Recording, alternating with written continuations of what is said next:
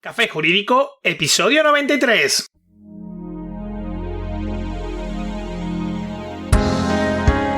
Muy buenas tardes, hola de nuevo, mi nombre es Juanma Delgado y esto es Café Jurídico, un espacio de divulgación jurídica donde, en el tiempo que dura un café, abordaremos novedades legislativas, interpretaciones de doctrinas y jurisprudencia sobre distintas temáticas, aprenderemos a manejar herramientas para la eficacia y la productividad profesional y, en definitiva, nos acercaremos de una forma amena y distendida al sector jurídico. ¡Comenzamos!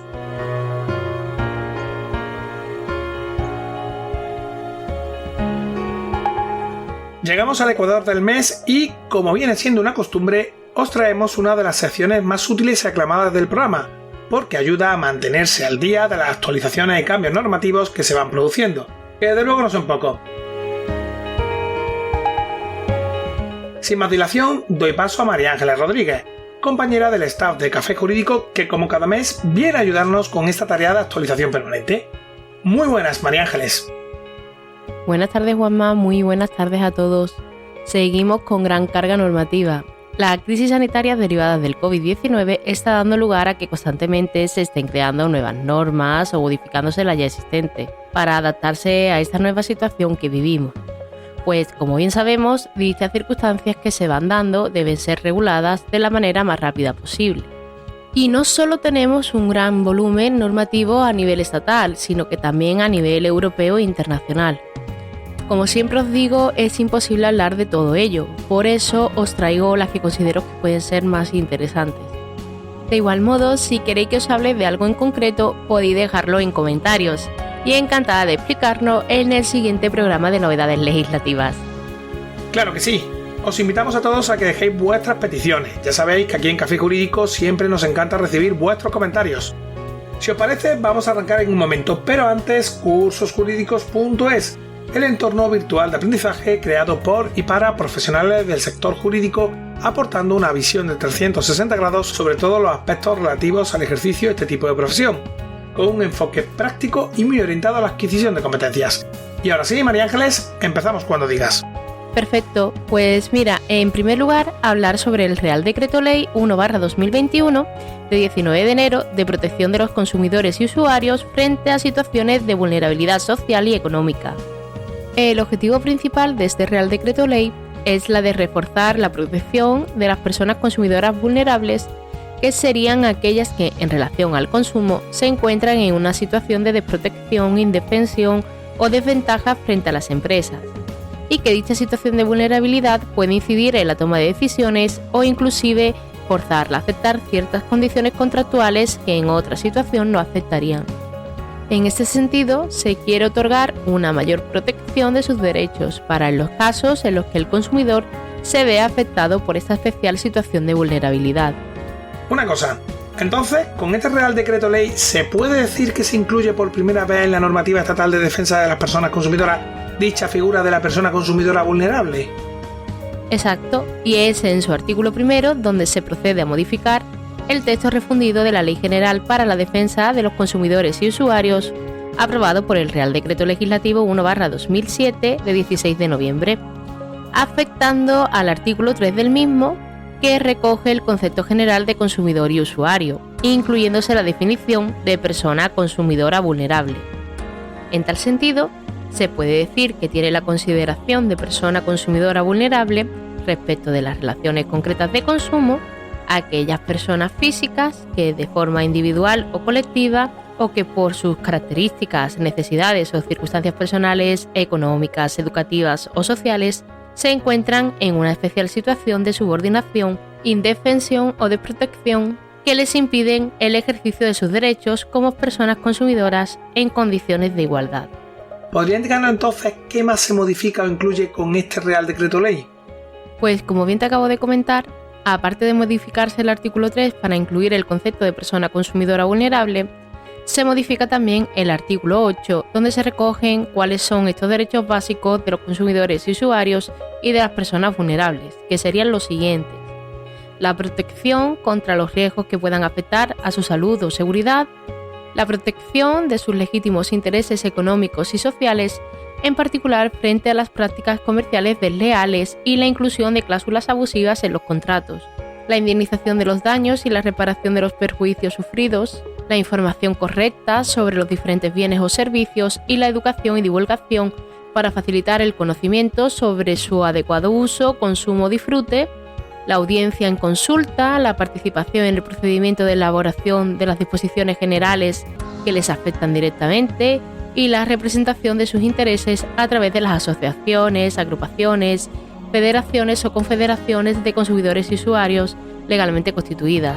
La protección de sus derechos mediante procedimientos eficaces, en especial en relación con las personas consumidoras vulnerables. Se introduce un apartado 3 en el artículo 17 para garantizar una especial atención en aquellos sectores con mayor proporción de personas consumidoras vulnerables entre sus clientes o usuarios. Se procede también a modificar los artículos 18.2, artículo 19 y artículo 20.2, todo ello en relación a la información necesaria en la oferta comercial de bienes y servicios, así como el artículo 43, su letra C, referente a la cooperación en materia de control de calidad, con la finalidad de dotar al texto de coherencia semántica y gramatical en relación con la nueva figura de persona consumidora vulnerable. Con todo ello, básicamente lo que se pretende es poner a disposición de los consumidores y usuarios información necesaria en términos claros y veraces de fácil acceso, de forma que aseguren su adecuada comprensión y permita la toma de decisiones óptimas para sus intereses. ¿Qué más nos puedes contar? Con este Real Decreto Ley se incorporan determinadas modificaciones urgentes a través de sus disposiciones finales primera a cuarta. Con ellas se modifica el Real Decreto Ley 11/2020 de 31 de marzo, por el que se adoptan medidas urgentes complementarias en el ámbito social y económico para hacer frente al COVID-19. Concretamente, su artículo 1 bis, introducido en el Real Decreto Ley 37/2020 de 22 de diciembre, de medidas urgentes para hacer frente a las situaciones de vulnerabilidad social y económica en el ámbito de la vivienda y en materia de transportes, con objeto de dar cobertura a las situaciones en las que los procedimientos de desahucio y lanzamiento afecten a personas económicamente vulnerables sin alternativa habitacional, incluso en las causas penales en las que el lanzamiento afecta a personas que carezcan de un título para habitar una vivienda.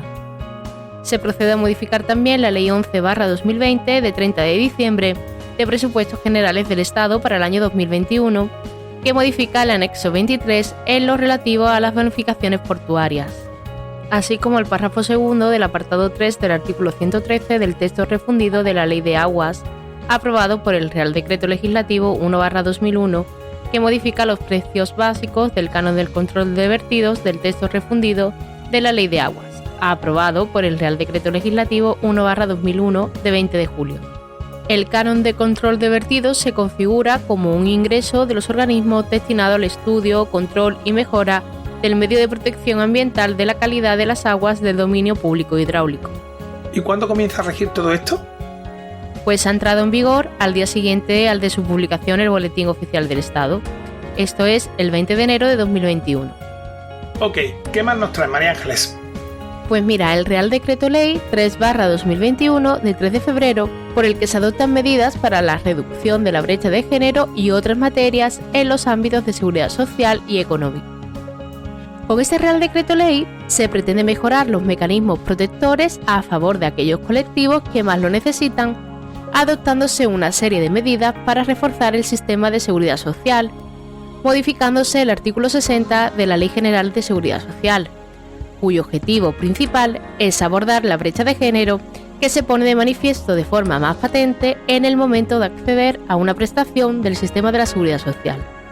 Así, también en materia del ingreso mínimo vital se quiere facilitar su acceso para que más ciudadanos puedan ser beneficiarios de la misma, entre otras cuestiones. ¿Puedes explicarnos cómo queda regulado el artículo 60 de la Ley General de Seguridad Social en relación al complemento de pensiones contributivas para la reducción de la brecha de género? Tienen derecho a un complemento de pensiones contributivas para la reducción de la brecha de género las mujeres que hayan tenido uno o más hijos o hijas que sean beneficiarias de una pensión contributiva de jubilación, de incapacidad permanente o viudedad. Antes, el requisito para recibir este complemento era haber tenido un mínimo de 2. Lo podrán solicitar tanto hombres como mujeres. Para que los hombres puedan tener derecho al reconocimiento del complemento, deben concurrir los siguientes: causar una pensión de viudedad por fallecimiento del otro progenitor por los hijos o hijas en común, siempre que alguno de ellos tenga derecho a percibir una pensión de orfandad; causar una pensión contributiva de jubilación o incapacidad permanente y haber interrumpido o haber visto afectada su carrera profesional con ocasión del nacimiento o adopción, con arreglo a una serie de condiciones establecidas en el propio Real Decreto. Dicho complemento se reconocerá a aquella que perciba pensiones cuya suma sea de menor cuantía. En el supuesto de que ninguno de los progenitores acreditase el perjuicio en su cotización, el complemento lo percibirá la mujer. Asimismo, este complemento supondrá entre 378 y 1.512 euros más al año sobre la cantidad que venían percibiendo, y a todos los efectos tendrá la consideración de pensión pública contributiva. Su concesión se amplía a las jubilaciones anticipadas de carácter voluntario, manteniéndose sujeto a las jubilaciones parciales, y estará en vigor en tanto la brecha de género de las pensiones de jubilación causadas al año anterior sea superior al 5%. Bueno, y en lo relativo a medidas de materia del ingreso mínimo vital, ¿qué nos cuentan? En resumidas cuentas, con ello lo que se pretende es determinar las personas beneficiarias de dicha prestación, entre las que se incluyen las personas que temporalmente sean usuarias de una prestación de servicio residencial. Por otro lado, el haber iniciado los trámites de separación, nulidad o divorcio, o haberse instado la disolución de la pareja de hecho formalmente constituida, acompañada de menores en régimen de guarda con fines de adopción o acogimiento, o haber abandonado el domicilio por desahucio o por haber quedado inhabitable por causa de accidente o fuerza mayor, la consideración de unidad familiar en estos casos tendrá carácter temporal, excepto en el supuesto de mujeres víctimas de violencia de género. Este Real Decreto Ley hace un tratamiento especial respecto a empadronados en establecimientos colectivos y en infraviviendas y personas sin domicilio, así como aquellas que residan en un domicilio con personas con las que tuviera vínculos propios de la unidad de convivencia, pero que esta convivencia se deba a una situación especial. Asimismo, podrán considerarse como domicilios a efectos de esta norma si en virtud de un contrato queda acreditado el uso individualizado de una persona sola o por una unidad de convivencia de una habitación en un establecimiento hotelero o similar, o cuando medie título que acredite que el uso exclusivo de una determinada zona del domicilio por una persona sola o una unidad de convivencia. En esos casos, dicha zona de uso exclusivo será considerada domicilio. Se extiende también a personas en situación de exclusión social y a convivientes sin vínculo de parentesco. Por otro lado, se elimina el límite de titulares del ingreso mínimo vital en una misma vivienda. Para poder acceder a esta prestación será necesario acreditar anualmente la residencia colectiva mediante el certificado de los servicios sociales, el carácter no permanente de la prestación de servicio no residencial, el domicilio real de una persona que alegue no vivir donde consta en el empadronamiento o la inexistencia de vínculos cuando en el mismo domicilio, aparte de los solicitantes de la prestación, residan otras personas. Se introducen nuevas obligaciones de los servicios sociales. Se crea la figura del mediador social del ingreso mínimo vital, que constituye un mecanismo de cooperación reforzada en la tramitación de la prestación que se hace necesaria durante los primeros 5 años desde la entrada en vigor de este Real Decreto, con el objetivo de facilitar y agilizar la acreditación de los requisitos exigidos. Se modifica también las comunicaciones en los cambios de domicilio. ¿Y podrían indicarnos cuáles son esas otras medidas que se incluyen en materia de seguridad social? Pues mira, se modifica el párrafo segundo del artículo 5.9 y la disposición transitoria segunda del Real Decreto Ley 2/2021 de 26 de enero de refuerzo y consolidación de medidas sociales en defensa del empleo, añadiéndose un segundo párrafo al artículo 5.2.5. Se introduce también medida social en defensa del empleo para vincular el cese de la obligación de cotizar al mes en que se presenta la solicitud de la prestación con el objeto de facilitar a los trabajadores autónomos que tributen por el método de estimación objetiva la prueba de la caída de ingresos, estableciéndose una presunción al efecto, que facilitará el acceso a la prestación al descargarle de la necesidad de probar la reducción de la actividad siempre que se cumplan los requisitos establecidos.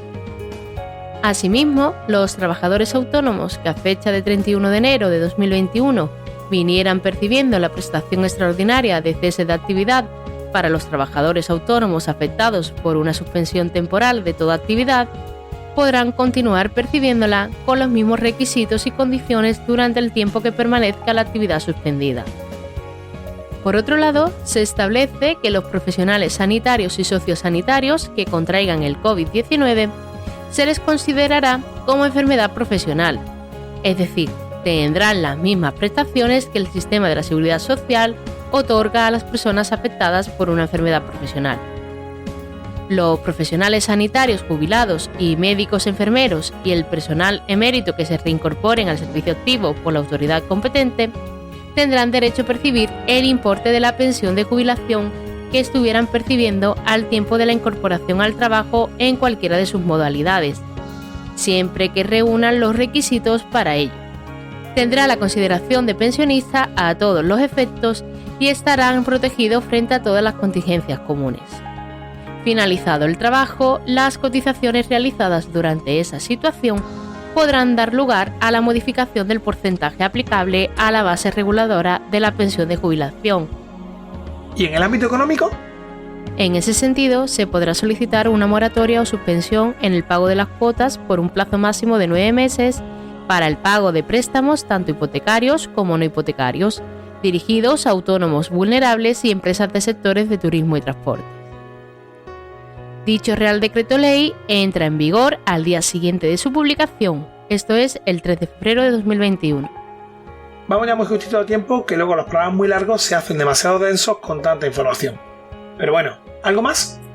Pues mira, si te parece, Juanma, me gustaría hacer una breve mención a la sentencia del Tribunal Supremo 36/2021 de 27 de enero, que impone las costas a un banco que se allanó a la demanda de cláusula suelo tras rechazar su reclamación. Dicha sentencia viene a unificar doctrina en la materia. Pues bien, la parte demandante formuló contra la entidad bancaria reclamación extrajudicial antes de la entrada en vigor del Real Decreto Ley 1/2017 de 20 de enero de medidas urgentes de protección de consumidores en materia de cláusula suelo. La entidad bancaria procedió a rechazarla, manifestando que su actuación había sido correcta y que la cláusula suelo no era abusiva y que se habían ajustado al deber de información que exigía la normativa sobre transparencia. No obstante, una vez interpuesta la demanda, la entidad bancaria procede a allanarse a la misma. La primera instancia resolvió que no era preceptiva la condena en costas para ninguna de las partes. Y en la segunda instancia se procedió a desestimar el recurso planteado, alegando que ante la negativa del banco a la reclamación extrajudicial no se realizó ningún otro trámite hasta la interposición de la demanda. Habiéndose recurrido en casación dicha decisión, el Tribunal Supremo entiende que el pronunciamiento de la Audiencia Provincial, al no imponer las costas a la entidad financiera allanada, porque el consumidor no volvió a formular la reclamación, carece de justificación e infringe los artículos 3 y 4 del Real Decreto Ley 1/2017, interpretados a la luz de la letra y de la finalidad de los artículos 6.1 y 7.1 de la Directiva Comunitaria 93/13. En resumidas cuentas, entiende por tanto el Supremo que hay concurrencia de mala fe a efectos de condena en costas por haber rechazado a la entidad bancaria la reclamación extrajudicial y posteriormente allanarse a la demanda del consumidor, por lo que se procede a estimar el recurso de casación interpuesto condenando a la entidad bancaria al pago de las costas. Perfecto. Bueno, Juanma, podríamos seguir hablando mucho más, pero bueno, de momento, si te parece, lo dejamos aquí y nos vemos el próximo día con muchas más novedades. Claro que sí. Nos vemos a final del mes para contestar las preguntas de nuestros oyentes. Nos despedimos ya por hoy, no sin antes recordarte que de nuestra página web cafejurídico.es puedes acceder a todos los episodios que hemos emitido hasta la fecha, escucharlos por series temáticas y por supuesto enviarnos tus dudas legales, pedir que tratemos un asunto concreto o mandarnos tu opinión. Recuerda que también puedes seguirnos escuchando en las principales plataformas del sector, ya sabes, iTunes, iVoox, Spotify, Spreaker, Google Podcast, YouTube, Deezer y así hasta 35. Suscríbete, emitimos programa los martes y jueves a las 4:30 de la tarde. Como siempre, muchas gracias por tu tiempo, nos vemos el próximo jueves donde, un día más, acompañados de un café, nos acercaremos de una forma amena y distendida a las novedades y cuestiones del sector jurídico. Entre tanto, cuídate mucho y adiós.